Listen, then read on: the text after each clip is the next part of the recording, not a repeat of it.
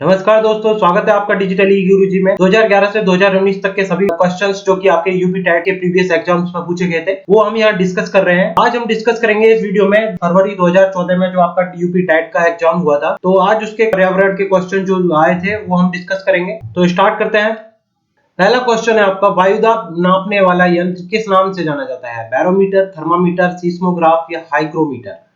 तो इसका right answer होगा आपका ऑप्शन ए, बैरोमीटर। वायुदाब मापने के लिए बैरोमीटर नामक यंत्र का प्रयोग किया जाता है। बैरोमीटर में वायुदाब मापने के लिए पारा नामक धातु का प्रयोग किया जाता है। बैरोमीटर में पारे का नीचे गिरना आंधी युक्त मौसम का संकेत होता है, जबकि थर्मामीटर आपका मानव शरीर का तापमान मापता है। सीस्मोग्राफ जो आपका भूकंपीय तीव्रता मापता है। हाइग्रोमीटर आपका वायुमंडल की आर्द्रता मापता है। बढ़ते हैं नेक्स्ट क्वेश्चन की तरफ। अगर आपने इससे पहले की वीडियोस नहीं देखी है जिसमें मैंने 2011, 2013 के क्वेश्चंस डिस्कस किए हैं, जो कि 2011 और 13 में पूछे गए थे, वो क्वेश्चंस डिस्कस किए हैं। आप एक बार उन वीडियोस को जाके जरूर देख लीजिएगा। नेक्स्ट आपका बीटी कपास है एक संकर पौधा, एक ट्रांसजेनिक पौधा, एक प्राकृतिक पौधा और एक औषधीय पौधा। तो इसका राइट आंसर होगा आपका ऑप्शन बी, एक ट्रांसजेनिक पौधा। बीटी कपास क्या है? एक ट्रांसजेनिक पौधा। इस कपास के पौधे में बेसिलस थूरिजिनसिस बीटी जीवाणु की उपस्थिति होती है। इस जीवाणु की उपस्थिति के कारण पौधों में कीटनाशक पैदा करने की क्षमता का विकास होता है, जिससे हानिकारक कीटों से पौधों की सुरक्षा होती है। नेक्स्ट आपका, कौन सा वायुमंडल प्रदूषक अम्लीय वर्षा का मुख्य कारक है? SO2, H2S, HCI या N2? तो इसका राइट आंसर होगा आपका ऑप्शन ए, अम्लीय वर्षा का मुख्य कारक होता है SO2, सल्फर डाइऑक्साइड, जो उद्योगों तथा वाहनों से उत्सर्जित होती है तथा वर्षा की बूंदों तथा ओस की बूंदों के साथ मिलकर अम्लीयता का गुण प्रदर्शित करती है। इससे फसलों तथा इमारतों की क्षति पहुंचती है और स्वास्थ्य पर हानिकारक प्रभाव पहुंचता है।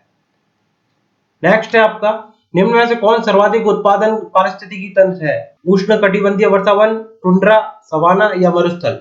तो इसका राइट आंसर होगा आपका ऑप्शन ए, उष्णकटिबंधीय वर्षावन सर्वाधिक उत्पादक परिस्थिति तंत्र है, क्योंकि इस प्रकार के वन विषुवत रेखा के आसपास पाए जाते हैं। परिणाम स्वरूप इस क्षेत्र में पर्याप्त वर्षा तथा अपर्याप्त तापमान होने के कारण पारिस्थितिकी तंत्र के उत्पादन के लिए आदर्श उत्पन्न हो जाती है। नेक्स्ट आपका, निम्नलिखित में से कौन सा रसायन आम पकाने में प्रयोग होता है? Calcium carbonate, calcium hydroxide, calcium carbide या कैल्शियम क्लोराइड?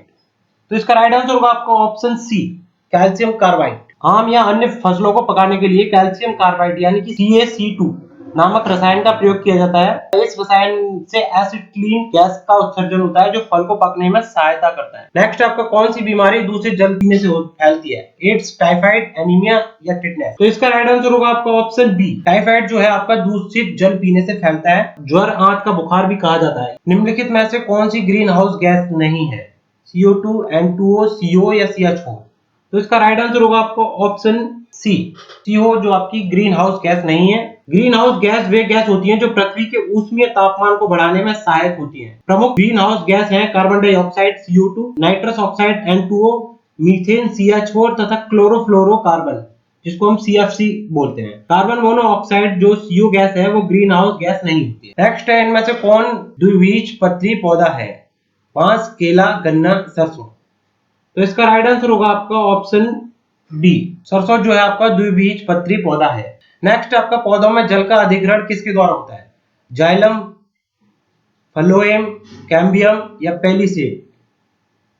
तो इसका राइट आंसर होगा आपका ऑप्शन ए, जाइलम। पौधों में जल का अधिग्रहण किसके द्वारा होता है? जाइलम के द्वारा। कौन सा प्रथम साहित्य है? ऋग्वेद, सामवेद, यजुर्वेद, अथर्ववेद? कौन सा प्रथम साहित्य है? तो इसका राइट आंसर होगा आपका ऑप्शन ए, ऋग्वेद। ऋग्वेद जो है भारत का प्राचीनतम एवं प्रथम ग्रंथ ऋग्वेद है। इस ग्रंथ में इंद्र को सर्वश्रेष्ठ देवता, मुख्य देवता माना गया है। चार वर्णी सिद्धांत सर्वप्रथम इसी पुस्तक के 10वें मंडल पुरुष सूक्त में मिलता है। ऋग्वेद में करीब 1028 सूक्त व 10 मंडल है। नेक्स्ट वायुमंडल में 99% भाग पर किन दो गैसों का विस्तार है? ओजोन एवं ऑक्सीजन, ऑक्सीजन एवं nitrogen, carbon dioxide, ozone, argon व ओजोन? तो इसका राइट आंसर होगा आपका ऑप्शन बी, ऑक्सीजन एवं नाइट्रोजन। वायुमंडल में बहुत सारी गैसें हैं। इन गैसों में सबसे ज्यादा नाइट्रोजन गैस होती है जो कि 78% होती है, तथा दूसरी सबसे ज्यादा गैस ऑक्सीजन होती है जो कि 21% होती है। इस प्रकार वायुमंडल में नाइट्रोजन एवं ऑक्सीजन की कुल मात्रा करीब 99% है। नेक्स्ट आपका, पर्यावरण अध्ययन में शैक्षणिक भ्रमण का मूल उद्देश्य है बच्चों की ऊर्जा को विकसित करना, छात्रों के लिए प्रत्यक्ष अनुभव करना, समाजीकरण को बढ़ावा देना या टीम भावना बढ़ाना? तो इसका राइट आंसर होगा आपका ऑप्शन बी, छात्रों के लिए प्रत्यक्ष अनुभव। नेक्स्ट आपका कार्यकीय रूप से शुष्क मिट्टी की क्या विशेषता है? उसमें अधिक जल होना, पौधों को प्रकाश पर्याप्त नहीं मिलता, मिट्टी में लवण सांद्रता अधिक होगी या मिट्टी कठोर होती है। तो इसका राइट आंसर होगा आपका ऑप्शन सी, कार्य के रूप से शुष्क मिट्टी में लवणों की सांद्रता अधिक होती है। नेक्स्ट आपका सतत और व्यापक मूल्यांकन क्यों आवश्यक है? सतत और व्यापक मूल्यांकन क्यों आवश्यक है? ऑप्शन है, शिक्षार्थियों ने कितना नहीं सीखा है जानने के लिए, शिक्षार्थी के प्रगति निरंतर न बनाए रखने के लिए, निरंतर मूल्यांकन होते रहने से शिक्षार्थियों में परीक्षा का अनावश्यक भय नहीं होता है, परीक्षा प्रणाली को महत्व देने हेतु। तो इसका राइट आंसर होगा आपका ऑप्शन सी, निरंतर मूल्यांकन होते रहने से शिक्षार्थियों में परीक्षा का अनावश्यक भय पैदा नहीं होता। नेक्स्ट है, चरने वाले पशु वनस्पति को कैसे बदलते हैं? बीज प्रकीर्णन द्वारा, पर परागण द्वारा, चुनकर चरना या रोग फैलाकर। तो इसका राइट आंसर होगा आपका ऑप्शन सी, घास चरने वाले पशु सभी वनस्पतियों को समान रूप से नहीं चरते हैं, बल्कि कुछ ही वनस्पति अधिक खाते हैं, जिसमें वे वनस्पतियां धीरे धीरे नष्ट हो जाती हैं तथा उनके स्थान पर अन्य वनस्पतियां उगा। नेक्स्ट आप निम्नलिखित में से कौन स्वस्थ अस्थियों के लिए आवश्यक है? पोटेशियम एवं विटामिन के, कैल्शियम एवं विटामिन ई, कैल्शियम एवं विटामिन सी या कैल्शियम एवं विटामिन डी। तो इसका राइट आंसर होगा आपका ऑप्शन डी, कैल्शियम एवं विटामिन डी जो है हड्डियों के स्वास्थ्य के लिए आवश्यक होती है। विटामिन डी का रासायनिक नाम कैल्सीफेरॉल है। यह विटामिन केवल प्राकृतिक रूप से सूर्य की किरणों द्वारा ही प्राप्त होती है। नेक्स्ट क्वेश्चन आपका, भारत में हिमालय की सबसे ऊंची चोटी का नाम है? Mount K2, mount Everest, mount Kanchenjunga या माउंट धौलागिरी। तो इसका राइट आंसर होगा आपका माउंट केटू। भारत में हिमालय की सबसे ऊंची चोटी कौन सी है? Mount K2. माउंट केटू को गॉडविन ऑस्टिन भी कहा जाता है। यह चोटी जम्मू कश्मीर के काराकोरम श्रेणी में स्थित है। इस चोटी की ऊंचाई करीब 8611 मीटर है। विश्व की सबसे ऊंची पर्वत चोटी एवरेस्ट है, जो हिमालय की ही चोटी है, जो कि नेपाल में स्थित है। इसकी ऊंचाई करीब आपकी 8848 मीटर है। नेक्स्ट आपका, प्राथमिक स्तर पर शिक्षण की खेल विधि आधारित है? विकास के मनोविज्ञान सिद्धांत से, शिक्षण के समाजशास्त्री सिद्धांत से, शारीरिक शिक्षा कार्यक्रम के सिद्धांत से या शिक्षण विधि के सिद्धांत से। तो इसका राइट आंसर होगा आपका ऑप्शन डी, शिक्षण विधि के सिद्धांत से। प्राथमिक स्तर पर शिक्षण की खेल विधि शिक्षण के सिद्धांतों पर आधारित होती है। इसका मुख्य उद्देश्य छात्रों को स्वाभाविक रूप से उनकी रुचि के अनुसार शिक्षा देना होता है। नेक्स्ट आपका, वायुमंडल की सबसे निचली परत का क्या नाम है? समताप मंडल, ओजोन मंडल, आयन मंडल या क्षोभ मंडल। तो इसका राइट आंसर होगा आपका ऑप्शन डी, वायुमंडल की सबसे निचली परत जो है उसको हम क्षोभ मंडल बोलते हैं। यह मंडल पृथ्वी से 18 से 8 किलोमीटर की ऊंचाई पर स्थित है। विषुवत रेखा पर इसकी ऊंचाई करीब 18 किलोमीटर तथा ध्रुवों पर 8 किलोमीटर की ऊंचाई पर स्थित होती है। मौसम संबंधी सभी घटना, आंधी, तूफान, वर्षा आदि इसी मंडल में घटित होते हैं। नेक्स्ट आपका, विटामिन सी की कमी से होने वाली बीमारी का क्या नाम है? स्कर्वी, बेरी-बेरी, रतौंधी या थकान। तो इसका राइट आंसर होगा आपका स्कर्वी।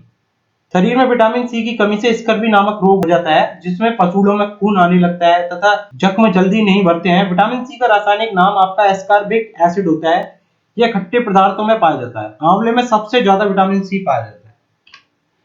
नेक्स्ट है आपका, भारत की प्रथम महिला आईपीएस अफसर कौन है? प्रतिभा पाटिल, पद्मा नायडू, किरण बेदी या फिर हंसा मेहता। तो इसका राइट आंसर होगा आपका ऑप्शन सी, भारत की प्रथम महिला आईपीएस 1972 बैच की किरण बेदी है। नेक्स्ट आपका, असोम का प्रसिद्ध एक सींग वाले गैंडे वाला वन्य जीव अभ्यारण्य कौन सा है?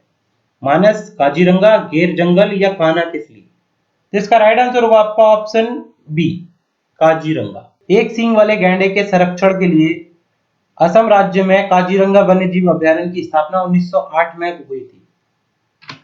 नेक्स्ट, निम्नलिखित में से कौन सा आग्नेय चट्टान का उदाहरण है? बेसाल्ट, चूना पत्थर, स्लेट या ग्रेफाइट। तो इसका राइट आंसर होगा आपका ऑप्शन ए, बेसाल्ट जो है आग्नेय चट्टान का उदाहरण है। आग्नेय चट्टानों का निर्माण ज्वालामुखी से निकलने वाले लावा के जमा होने से होता है। इन चट्टानों में खनिज पदार्थों की अधिकता होती है। ये चट्टान होती है आपकी ग्रेनाइट, बेसाल्ट। नेक्स्ट आपका, पृथ्वी के वातावरण की किस सतह में ओजोन परत पाई जाती है? ट्रोपोस्फियर, स्ट्रेटोस्फियर, मीसोस्फियर या आयनोस्फियर। तो इसका राइट आंसर होगा आपका ऑप्शन बी, स्ट्रेटोस्फियर। नेक्स्ट आपका, सिख धर्म के संस्थापक निम्न में से कौन है? गुरु तेग बहादुर, गुरु गोविंद सिंह, गुरु अर्जुन देव या गुरु नानक देव। तो इसका राइट आंसर होगा आपका ऑप्शन डी, गुरु नानक देव। सिख धर्म के संस्थापक कौन है? गुरु नानक देव। गुरु नानक देव का जन्म पंजाब के तलवडी नामक स्थान पर 1469 ईस्वी में हुआ था। भूकंप की तीव्रता नापने का यंत्र है? फिजियोग्राफ, सीस्मोग्राफ, कार्डियोग्राफ या बैरोग्राफ। तो इसका राइट आंसर होगा आपका ऑप्शन बी, सीस्मोग्राफ। भूकंप की तीव्रता जो है सीस्मोग्राफ नामक यंत्र का प्रयोग किया जाता है नापने के लिए।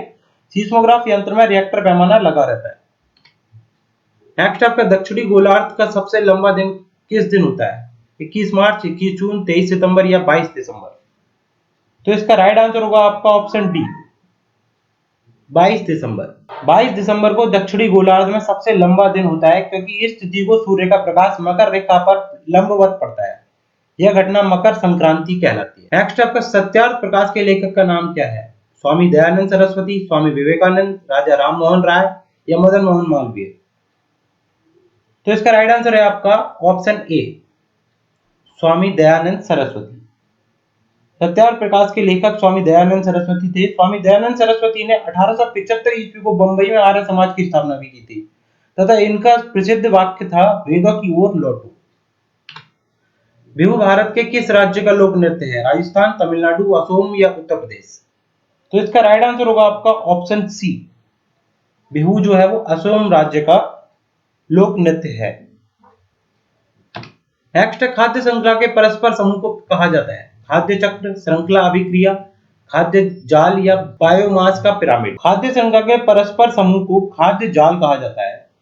इस श्रृंखला के कारक एक सीधी कड़ी के रूप में नहीं जुड़े होते हैं बल्कि सभी एक दूसरे के परस्पर संबंधित होते हैं। तो फ्रेंड्स, ये थे 2014 यूपी टेट में पूछे गए ईवीएस के 30 क्वेश्चंस। अगर आपको ये वीडियो अच्छा लगा हो तो इस वीडियो को जरूर लाइक कीजिएगा और हमारे चैनल को, अगर आप पहली बार हमारे चैनल विजिट कर रहे हैं तो चैनल को सब्सक्राइब करना नहीं भूलिएगा और हो सके तो आप इसको शेयर भी करिए अपने फ्रेंड्स के साथ। अगर आपने इससे पहले की वीडियोज नहीं देखे हैं जिसमें हमने यूपी टेट 2011 के ईवीएस के क्वेश्चन डिस्कस करे थे और उसके बाद हमने 2013 के ईवीएस के क्वेश्चन डिस्कस करे थे, उन वीडियोस को अगर आपने नहीं देखा तो एक बार जरूर देख लीजिएगा। इसके बाद वाला वीडियो आपको मिलेगा फरवरी 2016 के यूपी टेट के क्वेश्चंस, सो देखना ना भूलिएगा। Thank you very much.